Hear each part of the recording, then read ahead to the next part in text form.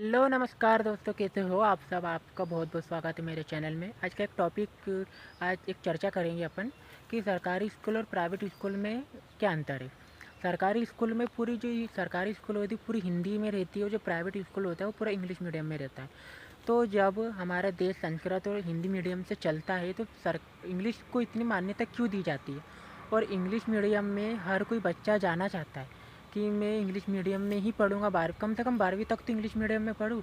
और English medium में इतनी फ़ीस होती है कि कोई गरीब इंसान बच्चों को नहीं पढ़ा सकता, वो सरकारी स्कूल में ही जाता है। तो सरकारी स्कूल और प्राइवेट स्कूलों में ऐसी क्या ऊंच नीच है कि हर बच्चा, हर माँ बाप ये सोचता है कि मेरा बेटा सरकारी स्कूल में ही ना जाके प्राइवेट स्कूल में चले जाएगा।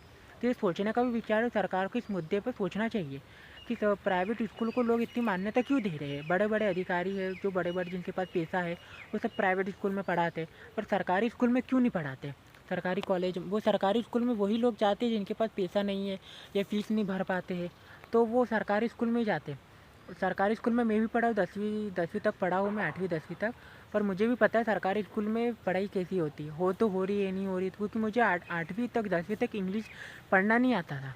वो तो जब से मैंने मोबाइल लिया है तो मेरे को थोड़ा नॉलेज हुआ है इस चीज़ों का कि इंग्लिश मीडियम में टाइपिंग ऐसा करते हैं, क्या करते हैं। पर मुझे ABCD तक मेरे को 8वीं तक नहीं आई है।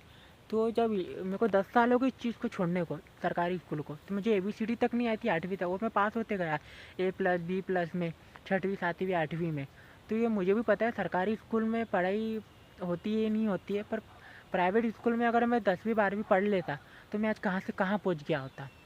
तो सरकार को ये सोचना बहुत अति आवश्यक है कि सरकारी स्कूल को इतना बेहतर किया जाए, इतना बेहतर किया जाए कि लोग प्राइवेट स्कूल के आकर्षित होने के वजह सरकारी स्कूल में आकर्षित हो। अगर सरकारी स्कूल में बच्चे जाएंगे तो इससे सरकार को भी फ़ायदा ज़्यादा होगा। तो सरकार से निवेदन करूंगा मैं कि सरकारी और प्राइवेट स्कूल को ऐसा बना दिया जाए कि दोनों मान्यता रहे। इसमें सोचने वाला कोई विचार नहीं रहे। अगर कोई बच्चा बोले मेरे को प्राइवेट में जाना तो प्राइवेट में चले जाए, सरकारी में जाना सरकारी में चले जाए। पर किसी माँ बाप के दिल में ये नहीं होना चाहिए कि वहाँ पढ़ाई अच्छी हो रही है, यहाँ पढ़ाई अच्छी हो रही।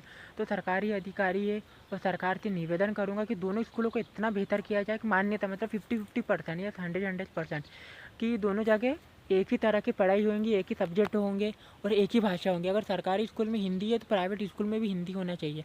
अगर प्राइवेट स्कूल में इंग्लिश है तो फिर सरकारी में भी हिंदी इंग्लिश करना पड़ेगी। तो ही इंसान शिक्षित होगा और हेर फेर और भेदभाव नहीं होगा कि मुझे हिंदी आती, मुझे इंग्लिश नहीं आती, मुझे इंग्लिश आती, मुझे हिंदी नहीं आती है। ऐसा अक्सर होता है, क्योंकि जब मैं हिंदी मीडियम में पढ़ा तो मुझे हिंदी थोड़ी बहुत आती, पर इंग्लिश का तो मेरे को नामो निशान नहीं आता है। वो तो जब से मैंने मोबाइल लिया है तो मेरे को थोड़ा नॉलेज हुआ इस चीज़ों का।